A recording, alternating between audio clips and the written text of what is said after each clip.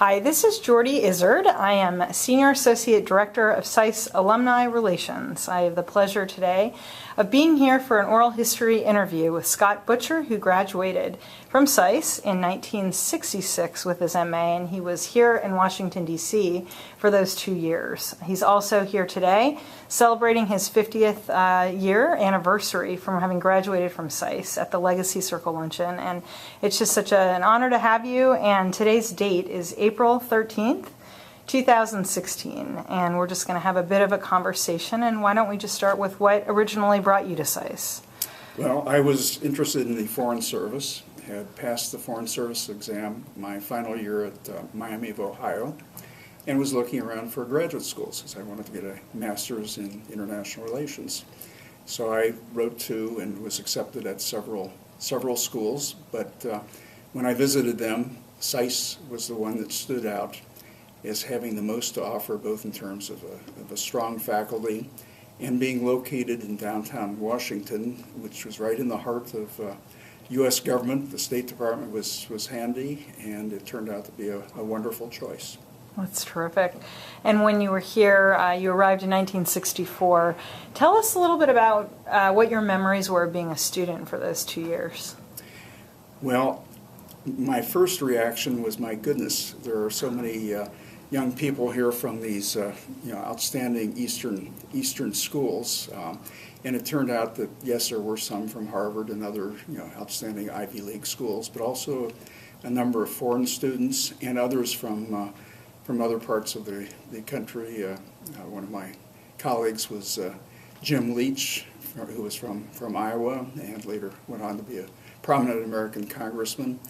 And another thing that is very, very important to mention is my undergraduate advisor at Miami of Ohio was John Badgley, a SAIS graduate and an Asian expert who had been in Rangoon, Burma when SAIS had an outpost there. And then I came to SAIS, and my advisor was William Johnstone, another Burma scholar, who had been my advisor's advisor when he was at SAIS. So it was, I already found a certain community of interest, as it were, and enjoyed the interaction with colleagues, all very dedicated, but also enjoyed the fun of the social life. It turned out that a few months after I arrived here, my wife and I got married and had our honeymoon in Williamsburg, and everyone in my class wondered why I was always asking to do the papers early on. So I front-loaded all of my studies so I could have time to get married and have at least a short honeymoon. I had outstanding professors, Isaiah Frank for International Development Economics, Howard Riggins, who was a scholar on political development of less developed countries, a fascinating individual, Paul Linebarger, who had written a seminal book on psychological warfare, and he also wrote science fiction under the pseudonym of Cordwainer Smith. I've heard, believe it or not, both of those things previously on these interviews. And it was just really a fascinating and intellectually stimulating environment. And I strayed a little bit and had Robert Lystad for a course on Africa, which also was very, very instructive and stuck with me the rest of my career, even though I never served in Africa. Some of the lessons learned were applicable in Asia, too. So. And what was going on historically at the time? Well, when I came for my interview at SAIS, it was in December of 1963, just after the Kennedy assassination. We went up on the hill or the Kennedy grave site, and things were not. They had a temporary eternal flame going, and it was very moving going to that site so shortly after his death. Vietnam had not really reached critical mass, but there was a lot of discussion. The 1964 elections came right after our arrival here at SAIS. Big debate between, Goldwater versus Lyndon Johnson. Lots of politics in the air. Some ferment on the civil rights side, but it too had not totally taken off. It was taking hold, but not as vibrant as it later became. Mm-hmm. We did not have the anti-Vietnam activism because, again, it wasn't until our graduation that the real buildup got underway. Mm-hmm. So before that, it had been perking, but had not become such a sensitive national debate. Mm-hmm. That's terrific. And when you graduated from SAIS in 1966, tell us about your illustrious career. I've heard many parts of it, but tell us how it started and how it evolved. I'm not sure illustrious, but interesting. Interesting, sure. So I had actually passed the Foreign Service exam, and before my appointment time ran out, they put me on leave without pay. So essentially, I was already on the ranks for the Foreign Service before I graduated from SAIS. So I went immediately into the Foreign Service in a class in June of 1966. And one of the ironies is my French I thought was excellent. I could converse on international economics and international law. I had a very good French background. The only problem was I'd never been in France, so I hadn't conversed in French. And when I took my Foreign Service French exam, they gave me a French movie magazine about Liz Taylor's visit to Moscow at that time. And it was full of French movie slang, pop culture slang that I knew nothing about. So they said, well, you need a little work. So instead of getting off language probation in French, the U.S. government was at work here. I got off language probation in Burmese. So they gave me, instead of a couple weeks just to brush up on pop culture French, they gave me 6 months of one-on-one Burmese, and off I went to Rangoon. Mm-hmm. That was a fascinating tour. Coming with my wife. While there, we had our first child born in Bangkok because the hospitals had all been nationalized, and the medical system in Burma was a shambles. Great lessons in socialism versus capitalism or free market economies. The country of Burma was at the time very rich, size of Texas, not a huge population, no population pressure, lots of natural resources, a rice bowl, and it was in terrible shape economically. There was also ferment because of the economy was bad, and what happened was the Chinese ambassador, this was during the Cultural Revolution in China, and the Chinese ambassador, along with his counterparts in other Southeast Asian countries, were called back to Beijing and came back with their Mao pins and the little red books on Mao's thoughts to pass out. Well, the Burmese went ballistic, and there was rioting against the Chinese, especially Chinese students. And they kind of took out their economic angst against the Chinese, who, like in many countries, were active in the economy, ran little shops and so on. And they actually attacked the Chinese embassy and killed some people in the embassy grounds, some Chinese workers, the diplomat and the technician. And what year was this? This was around 1960, I think maybe late 1967, not too long. We arrived in April. And then where did you go from there? Then after Rangoon, I went to Dhaka, East Pakistan. It looked like my career path was going Rangoon, Dhaka. The next look I might have been Calcutta. My wife was not pleased, needless to say. And Dhaka and East Pakistan were in turmoil. The former military dictator of Pakistan had been ousted, replaced by another military man. But there was a lot of ferment. At that point, Pakistan had what they called two wings. There was the west wing of Pakistan and the east wing, separated by 1,000 miles of often hostile India. So it was an odd arrangement to begin with. And it was as some said, it was the Mount Everest of development economics. So there was a lot of humanitarian effort there. We had a large aid program. There was a Pakistan CETO cholera lab, staffed largely by U.S. Public Health Service doctors, many of whom were using their, instead of being drafted in the military, this was their form of uniform service. Because the public health service is considered a uniform service, interestingly. Right. Anyway, the place was rocked by lots of political unrest. The president of Pakistan declared elections. They had free and fair elections.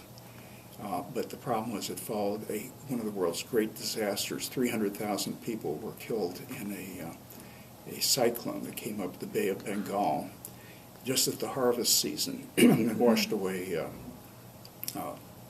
tens of thousands of people. Bodies were found floating 60 miles at sea. There was a huge relief effort. America and other countries brought in supplies. The Pakistan government did not look good. In contrast, again, an underdeveloped country, and they had their own problems. But what happened was the elections turned out all but 2 of the 162 seats at stake from the East were won by the one East Pakistan-based party.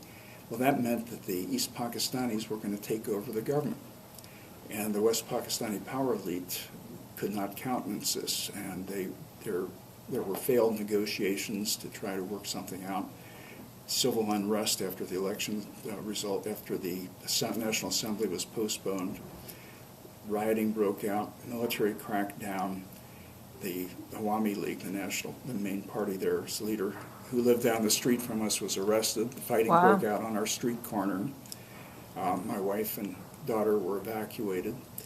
And this led to basically a civil war, spilled over 10 million refugees in India. Indians finally intervened, and they were the midwives to the birth of Bangladesh. So it was a pretty exciting second tour. Then I went back to Washington for multiple assignments, Pakistan desk officer, first Bangladesh desk officer, drafted the recognition statement whereby Nixon recognized the emergence of independent Bangladesh. A lot of this is recounted in a fairly well-acclaimed book called The Blood Telegram, about a descent cable that we sent from Dhaka, from the Consulate General in Dhaka, and signed by our boss, Archer K. Blood. So I drafted it. So Butcher drafted it and was signed out by Blood, and it became known as the Blood Telegram. It was the runner-up for the Pulitzer Prize for General Nonfiction in 2014. And then I had a series of other assignments, an aide to the Assistant Secretary for the Middle East during the Yom Kippur War, so I got to participate in a little bit of the shuttle diplomacy, attended the Mideast Peace Conference in Geneva in 1973. And I was assigned to Malaysia as a political officer, arrived there the day the Japanese Red Army took over part of our embassy, terrorist operation. My arrival in quiet Kuala Lumpur. We were there for 4 years, lovely post, very good for the family, good international school. Huge refugee outflow from Vietnam. I never went to Vietnam, but the Vietnamese came to me. We were all pressed into duty in helping interview refugees for possible asylum in the U.S. So that was quite an experience, and it kind of followed me through my initial stages of my career. Came back to Washington, was a senior watch officer in the Operations Center, which is the crisis management section of the State Department. And I was in that job for the entire Iran hostage situation. And that, again, was fascinating. We would place calls very quietly through a international operator to our people held in the foreign ministry in Tehran. And after my 2-year assignment there, went off to Jakarta, Indonesia, as the political counselor. again, fascinating job in a fascinating country. The size and breadth of Indonesia is almost beyond description. If you laid the westernmost tip, Sabang Island, on Seattle, the rest of the country would extend out beyond Bermuda. Just to give you an idea of its breadth, it's a big country, the largest, mainly Muslim country in the world, about 200 million people. So, again, I was there for 3 years and hardly felt I scratched the surface. It's such a disparate, fascinating country. Came back to Washington, 4 years in the Political Military Bureau as a deputy office director. And this is now in the 90s? This was 1984. Okay. So 84 to 87, I was in the Political Military Bureau following regional security developments in Asia, the Pacific, and Indian Ocean area. The Philippine crisis happened while I was in that job, and it was another fascinating thing, being on a perch, to be able to watch the dynamics of a dictator being overthrown by a peaceful, popular revolution, as it were. Another great assignment. I was promoted at the end of that job into the senior foreign service. At the time, I had just headed down for a 1-year assignment on the Philippine desk as office director, and with the promotion was able to become office director for India, Nepal, Sri Lanka, Maldives, and Bhutan affairs. Again, very interesting countries. Traveled extensively, India, also through Pakistan on my way to India. And again, nothing was quiet. They had an attempted coup in the Maldives, of all things. They had a change of government where they removed the all-powerful king, lost his power and became a constitutional monarch in Nepal. In Sri Lanka, there was a lot of ferment. There were multiple insurgencies, Tamil insurgency and a leftist insurgency. And in India, there was rising tension between India and Pakistan that almost led to hostilities during some military exercises. So it was, again, never, in the Foreign Service, lots of things you could say, but usually there was never a dull moment. Right. And then went off for my final overseas assignment as Deputy Chief of Mission, Deputy Ambassador in Malaysia. And that was a fun. So you went back summer. there So I went again. back, my second tour. And you were there for? Was there for 3 years. And at the end of that, and it coincided with the invasion of Kuwait by Iraq, the run-up to the Gulf War. We had a lot of security alarms. There were some Iraqi terrorists on the loose, several incidents. One of our local security guards was shot by a spring-loaded weapon, almost killed. We had to change our license plates and do a lot of special security precautions. And then Secretary of State Baker came out on a visit, and we ran his visit, and had the opportunity while there to fly out to 2 of our aircraft carriers transiting the Straits of Malacca, which was a great experience, flying in on a hot jet the first time and on a slower plane the second time, and having an arrested landing and a catapult takeoff from an aircraft carrier. Pretty cool. That's great. For all the little boys in us. And then I went back for my final assignment as office director for Indonesia, the Philippines, Malaysia, Brunei, and Singapore affairs. And that was at the time where we were heavily involved with APEC, the Asia Pacific Economic Cooperation, and then President Clinton started what has become now an annual gathering of heads of government. And the first of these was in 1993 in Seattle. So I attended that, and also the follow-up one the next year in Indonesia. And it ended up that I had some of the had I chosen some of my career assignments, I would have chosen the same ones that I had. I mean, they were ideal. That's And phenomenal. generally family-friendly, much different than these days with the Foreign Service. Many posts are unaccompanied. The threats are less of disease than of terrorism and just everything that comes with that.